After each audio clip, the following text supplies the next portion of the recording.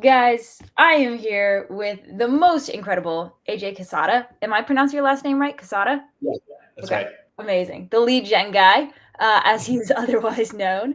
And I'm really stoked, AJ, because you and I had the opportunity to connect a little while ago, and we have like very complementary skill sets, right? Like you Mhm. are brilliant on all things front end marketing, lead generation, sales, and like specifically creating a process and a system around that in a business so that it can grow successfully and scale to seven figures successfully. So, and I'm all things back end, right? And so I'm really, Mhm. really excited to pick your brain a little bit today on the best practices when it comes to creating an acquisition system. And I think I can speak to this personally of like, I feel like when you're small, acquisition so often feels like luck, like, oh, we had a Right. really good month, but it's because we got lucky a couple of times, a couple of people said yes, etc. And what I'm really excited to dive into today is like, how do you take the luck out of it and how do you create something that is like consistent and scalable and will get people to seven figures? Yeah, for sure. I'm always excited to talk about that. I think it's super important because otherwise, you don't really feel like in control of your growth. Like you have these big goals, but you don't actually have like a list of actions you can take to get there, right? So I Yeah, love to just kind of I demystify love this. that. Before we dive in, tell us a little bit about you and why you're so awesome. Yeah, so many reasons to count. No, I'm just kidding. It's exhausting, Uh, really. no, I mean, so I got into the agency space like 5 years ago. How I first started my career was actually in door-to-door sales. I was 18. I signed up for an internship. They didn't tell me what I was going to be doing, but then lo and behold, I had to do door-to-door sales. Oof. But it was cool. I think it was a great experience as an entrepreneur. Anytime you could just do lots of like cold calls or door-to-door sales or anything where you just get a lot of rejection, you really just get good at like dealing with people, dealing with rejection, which is Sure. super cool as an entrepreneur.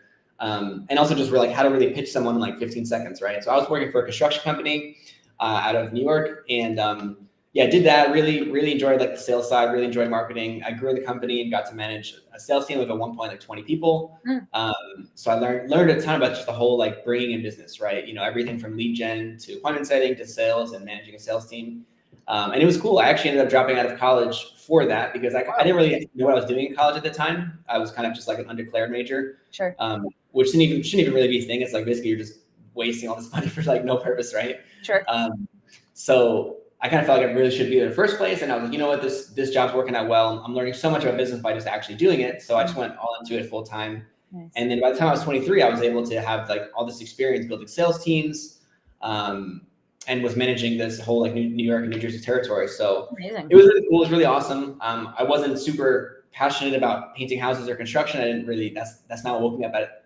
That's not what I woke up out of bed for in the morning, right? So it was a great learning experience to kind of learn like the ground skills of business. But there was definitely like a lot I was seeing with marketing and digital marketing and tech that I wanted to get into. So after I guess kind of cutting my teeth there, I started an agency, which we did like paid ads, paid media on Google and Facebook, which we ended up doing a performance-based marketing model where we would just basically pay for ads ourselves and generate leads and charge clients like per lead. So Yep. that was a lot of fun. Yep. And then how I got into what I'm doing now is, along the way of building my agency, I realized like so many other people, agency owners, like they didn't know how to sell, and I was getting all these questions, because I was part of like different, coaching programs and masterminds. A lot of people are always like, "Hey, how are you getting clients? How are you growing?" And we were just doing cold outreach. And for me, it was like second nature because, I worked in the sales world, right? So it was just kind of like obvious to me. But then I realized like a lot of other people in the agency realm, they didn't come from a sales background. They didn't really know like the process to get leads and get clients, right? Um, so along the way, I started helping people, and then that turned into a consulting business, which is now Revenue Boost, where we help agencies with building out their whole acquisition system, mainly using outbound methods like cold emails. So that's the gist of it. And then also fun fact is when I started that other agency, the previous one, I was living in a van traveling the US. That was after I quit my job. So same as you, because I know you have the same story I of know. I living. love it. I love it. Our vans even drove past each other at one point, like while we we're We're going. just two dirtbag van lifers here trying to help people make some money. Yeah, definitely. Amazing, amazing. So yeah, like you've been in this space, this world of marketing and sales for a long time. You've seen it at all these different stages of growth, from like starting your own, starting with nothing, all the way up to like 20 people sales teams. And I'm super excited because who you serve is, the people generally a little bit too small to work with us because Mm, operations is not yet their challenge, right? right. Start a business, operations is like, what are you operationalizing? There's no business. So it's all about how can you consistently get clients through the door. And until you've mastered that, there's not really anything on the ops side to talk about. And so, yeah, I would love to, I guess, start with a bit of an open-ended question, which is like, if somebody is starting from nothing, right? What are the first steps that they can take to think about starting to build out a real client acquisition system, not just, thoughts and prayers every single month, hope we get lucky? Yeah, absolutely. So if you're sitting there and most of your clients so the way to know like when you need to really start building an acquisition system is if all of your clients come to you now randomly through referrals, through word of mouth, through networking, and it's not something where you can predict, like I know exactly how much I have to spend on ads or how many emails I got to send next month to get 2 clients, right? Whatever it is. If it just feels very kind of random and like here and there, then it's really time to start actually systemizing it, right? Because otherwise you'll kind of stay in that space like forever, really, right? Yep. And this also makes it really hard when you want to eventually hire a team, because when you hire a team, now you have to figure out how can I increase the revenue to cover that team member. But if you don't have a controllable way to bring it to push the revenue button, it becomes really hard to scale. Then you'll end up being trapped just doing everything yourself, right? Yep. But in terms of the first steps, so the first thing you got to do is you actually just got to figure out like what the hell you're doing and what the hell you want to do for your clients, right? Meaning, so what I find is most agency owners at the beginning stage, let's say 10, 20, 50K a month, they're getting clients from referrals all over. They're doing everything. They're doing different services, working with different industries, different niches. And that's normal because you're kind of just taking business that comes your way and people refer you to who they know, right? But once you're going to shift to like building an acquisition system, it's really a mindset shift first on, okay, now I get to pick my clients. Now I get to decide how I want to run my business, right? And that decision affects the rest of your business more than anything else. Like who you have as a client, that's everything's downstream from there, right? Everything about your operations, your profitability, your personal satisfaction and happiness, the team you hire, it all kind of depends on like who you're serving and what are you doing for them, right? So before you actually start like learning new tools or channels or anything, you have to just first figure out like, what do I actually want to do? Because now you get to actually pick who is my dream client going to be. So to actually ideally just pick, one client type and one offer you want to do for them, right? You can expand later. Yeah. But everything's going to be really hard until you know that, because if you just, let's say you're a digital marketing agency and you're just offering digital marketing services to small businesses, right? It's so broad and you're going to feel stuck when you try to do any marketing because you don't have a focus in mind, right? And this is why I think a lot of people get overwhelmed. They don't know where to start or they don't get any traction, because if you're just posting general digital marketing tips, if you're just cold emailing people and just saying, hey, I can help you with digital marketing, you're not really going to get results because you're not targeting a specific pain point to a specific avatar who wants like a specific outcome, right? Yep. So you need to just first like lay out that focus and kind of craft more of that strategy for your business so that, when you actually go and start the cold email or whatever it is, it becomes really easy because you know exactly who you're trying to reach and what you want to say to them. Yeah. So I'm excited to dive into the strategy side of this, but like first I feel like the actual blocker to picking a real niche starts earlier. And that's with, oh, thanks. I'm getting some breakfast delivered. Thank you. And that starts with I think more fundamental challenge, which is the mindset side. There's this chicken and egg that I found when I went through this, which is like the reason that I am unwilling to niche down, the reason that I'm unwilling to say no to all of these different client types is because I don't have a lot of clients. I'm living from a place of scarcity. I'm acting from a place of scarcity. I want to say yes to everybody. I want to serve everybody because that's how I'm going to get money in. And the challenge, what I'm hearing you say is like, you're going to get money in faster when you focus in and narrow in faster. But again, you see what I mean? It's like this chicken egg where it's like, how do I say no when I don't have money coming in as is? Yeah, absolutely. Really, really great. Great point. I think it definitely does start with the mindset, because I can remember experiencing that struggle myself back then. And it's definitely, it sounds good in theory, saying no so I can focus on the clients that are the best, but obviously it could be harder in practice, right? Right. So first, I think there's like 2 camps. I think there's some people where they're literally just like making ends meet and they need to just take whatever clients come in the door, right? And then there's the people that are doing okay, where they could say no to clients, but they don't want to because they feel like they're missing out on revenue, but they have the choice, right? You know what I mean? Right. So first of all, if you're in that place where you're just making ends meet, then totally like take whatever clients in front of you as long as they're still like generally aligned with what you do, right? So what I would say there is, it's not an overnight process. It's not like, okay, tomorrow I'm going to say no to everybody that's not plumbers or whatever. Right. You know, you would start all of your future efforts towards plumbers. Let's say plumbers is the niche, right? That's a shitty niche, no pun intended. But yeah, so let's say that you're gonna, you're like, okay, plumbers are my best clients. I'm gonna focus on them. All of your future efforts can focus on them. All of your marketing, all of your sales, everything you're doing from there can focus on them. But along the way, if you still need to take a couple of your old client types just to pay the bills, that's totally fine. So it doesn't have to be this like overnight black and white thing. It can definitely be a gradual process. Yes. But if you're in a place where you could say no to clients and you have a hard time because of the scarcity mindset, but really you don't actually need the revenue, then it's just a mindset shift, right? It's like you're either gonna you have to kind of sacrifice the good for the great, right? Because if you keep taking all these different client types, you're not going to specialize, you're not going to differentiate, you're not going to stand out. And the problem is you're just going to sound like every other agency, right? So like if I'm talking to a client, so we help agencies grow, right? And we also, besides the coaching we do done for you cold email. If I'm talking to a client, who wants done for you cold email, and he's an agency, I can say, hey, I have 400 other people just like you I've helped in all their case studies, testimonials, right? Versus if I was if I was just offering cold email to everybody under the sun, then there's nothing I have that really stands out, right? And he could be talking to 10 other people that are just like me, that are just kind of very generic. So it just becomes really hard to stand out. It becomes harder to charge higher prices, right? If you're just generic and don't really have anything that separates you. Yeah. Okay. So I'm excited to get coached directly here for a second, because I heard this definition of a niche that I really liked, right?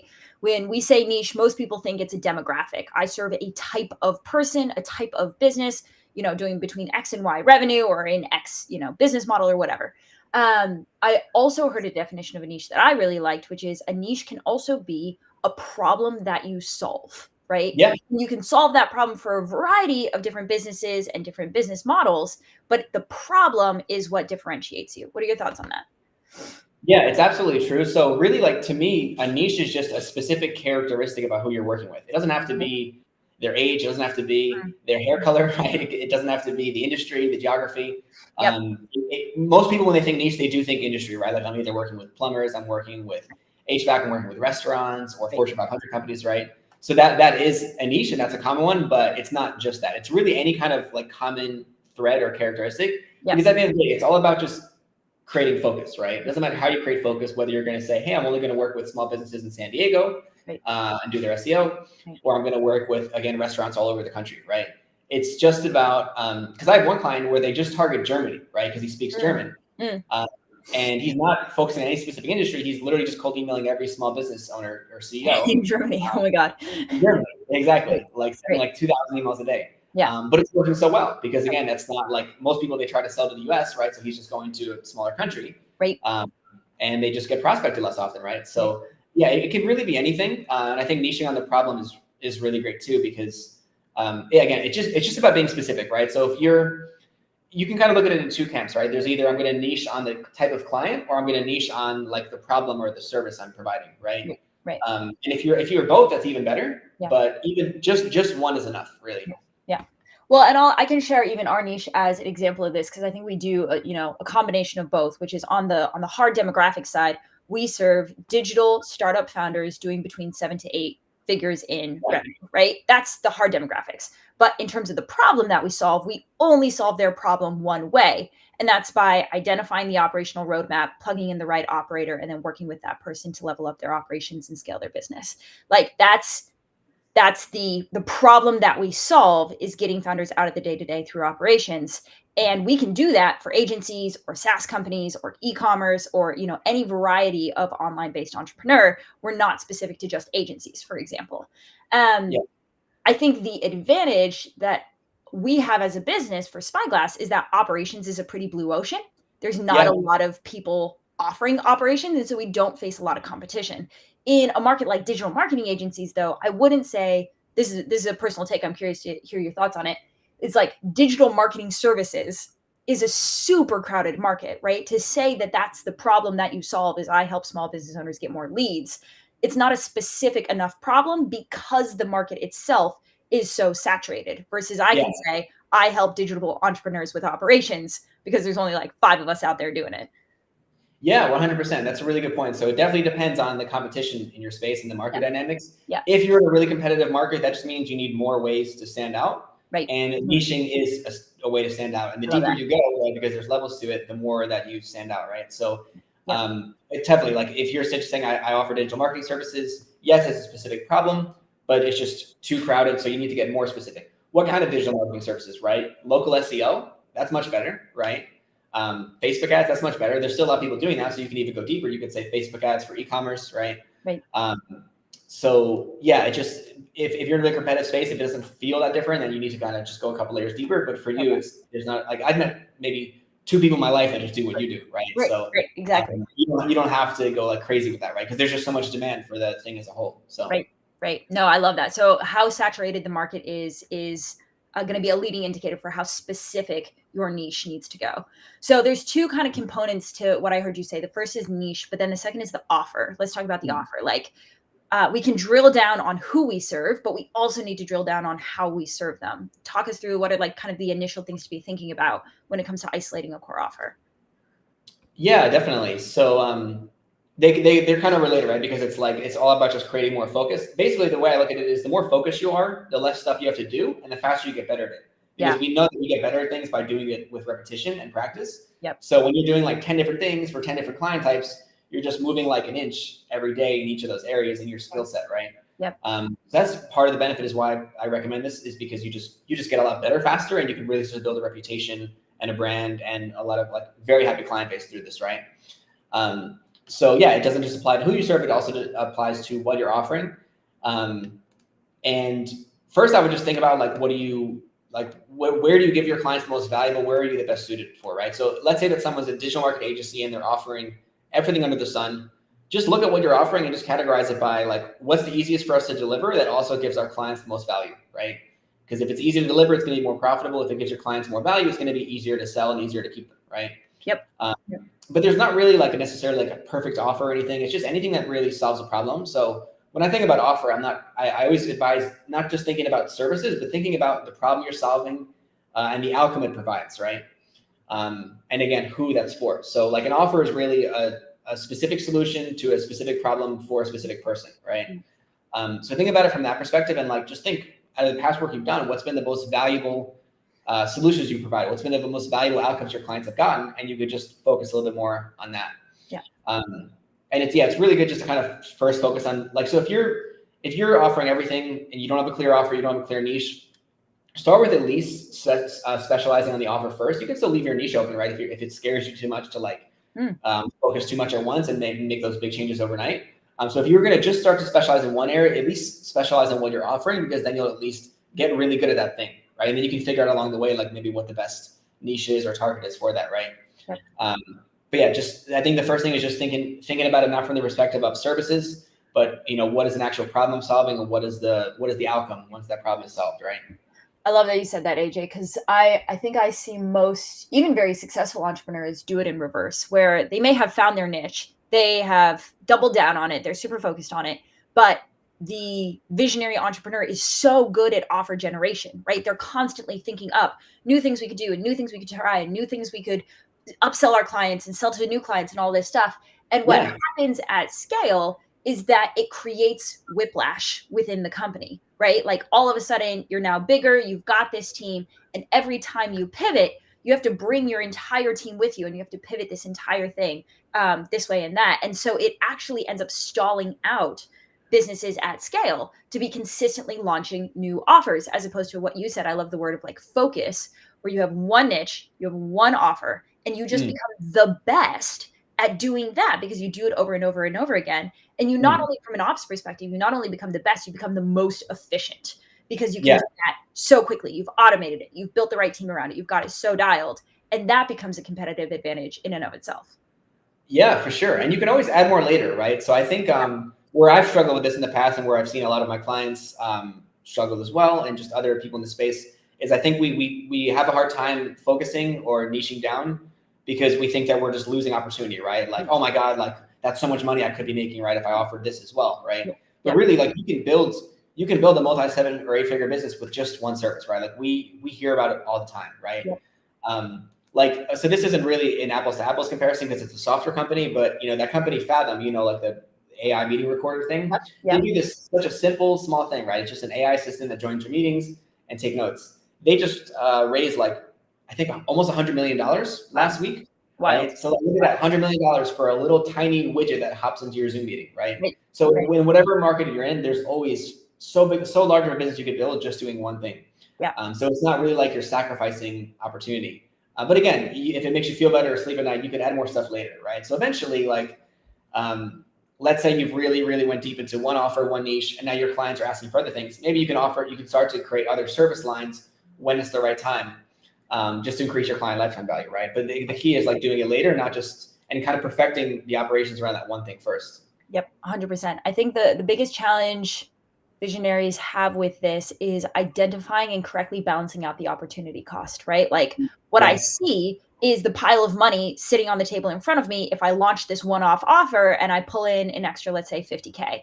What I don't see is all of the money that could have been made if I spent the equivalent time and energy from me and my team building this little thing over here. If we had just doubled down on what we do best and done that more, how much more money could we have created, right? Yeah. Because in the short term, the trick, I think, is that in the short term, the answer is maybe not as much. Like you might not make 50K by just doubling down and like making micro tweaks and getting better at what it is that you already do.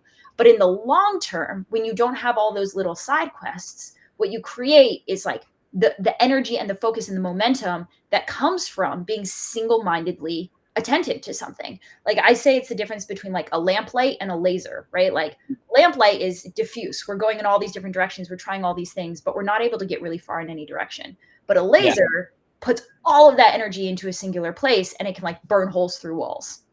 Yeah, for sure. No, I love that. And it also makes me think about like when you're a kid, you put like a magnifying glass under the sun or whatever. Right. Yeah, exactly. Like burn a spider or whatever. Yeah.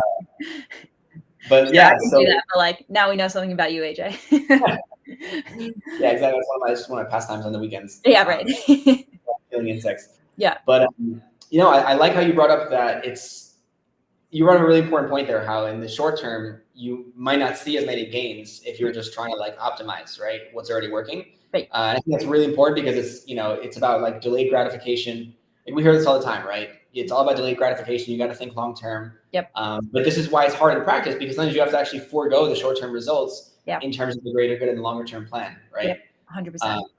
But yeah, it's just about having the discipline to know that like this is going to help over the long term, and then just not having shiny object syndrome, right? I think a lot of times too. I mean, just like Alex Hormozi always says, you really just get good at doing the boring work. Yep. And I wholeheartedly believe in that because it is boring, right? It is boring just to kind of optimize or tweak or do more volume on what's working, right? Like from a lead gen perspective as well. Yep. It's more fun to launch a new campaign, try a new channel, buy a program and like learn some new stuff, right? Because we get excited, we get drawn to novelty. We get excited by new things, right? We get dopamine when we actually like learn something new or we try something new, right? Yeah. So it's kind of like, it almost feels like unnatural because the urge is to try new things, but really there's bigger gains just by actually doubling down on what's already working and just squeezing that for all it's worth. 100%. 100%.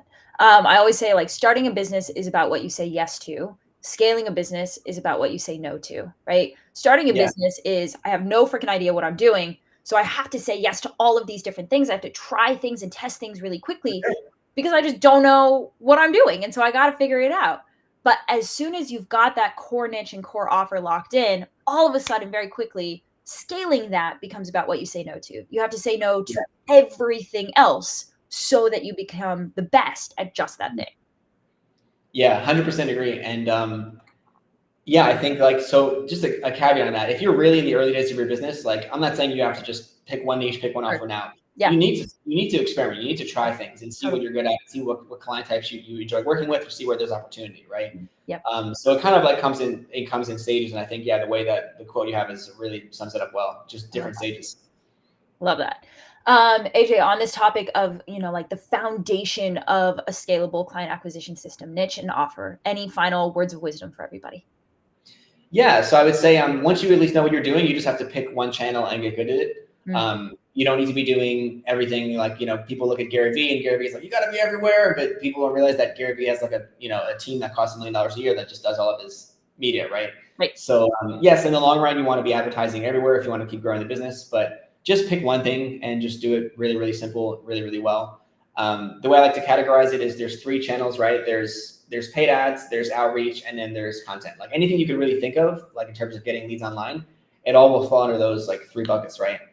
Even if you think about like events, that still kind of falls under like content, right? Putting value out there. Yep. So you have to just really think like, do I want to do paid ads? Do I want to do content? Do I want to do email marketing, cold email, or it could outreach could be anywhere. It could be on Facebook. It could be in LinkedIn. It could be in communities. So first, just pick one channel and just get really good at it. I usually recommend cold email for people at the start because, first of all, paid ads at the start isn't really the best bet because first of all, it'll cost you a lot. It's more of a learning curve than something like outbound. And also, if you're not super clear on like your message or niche or offer, you don't want to go spend a bunch of money on ads because you might just burn through a lot of cash. Yeah, exactly. Because you don't really have that system yet. It's better to have your acquisition system already working first. Right. Using something like outreach, kind of get all the kinks worked out, get clear on what you're doing, who you're serving, polish the offer, and then put money into ads later once you kind of already have like a working system, right? So usually recommend outreach over ads. And then there's also content as well, which everyone should be doing. I think it's really valuable, but it is a slow process to get that up and running where you actually have an audience that's like consistently bringing you leads. So yeah, I would say like, definitely great to build a personal brand, but just know that it's not going to pay off a big for a while. So that's usually why I say to start out simple, just do outreach and learn channel like cold email. Yeah. And that's what you help people with. Like AJ, tell us about what it is that you do, how you help people, and how people can get in touch with you. Yeah, so we help agencies and just any sort of B2B service provider. So like consultants as well. Like if you're not offering like a done for you service, but you have like a done with you or consulting service, any kind of B2B high ticket service, we help you sell that through cold email. So we do have a coaching program and a course where I'll work with an agency and just help them implement this themselves. Everything from defining the niche to the offer to actually building the cold email out and running it. And then for some of our clients, we'll just do it for them. So we have like a monthly service where we'll just get leads and book calls on your calendar for you. Love that. And if it's not already obvious, guys, AJ is very good at what it is that he does. So if you need support getting those initial kind of client acquisition system up and running consistently, reach out to AJ. He's your guy. For sure. Dude, thank you so much for hopping on this live. I really appreciate it. I learned a ton and I love your insights. Yeah, thanks so much for having me. I really appreciate it. Yeah, absolutely. All right, everybody. We'll see you back here next week.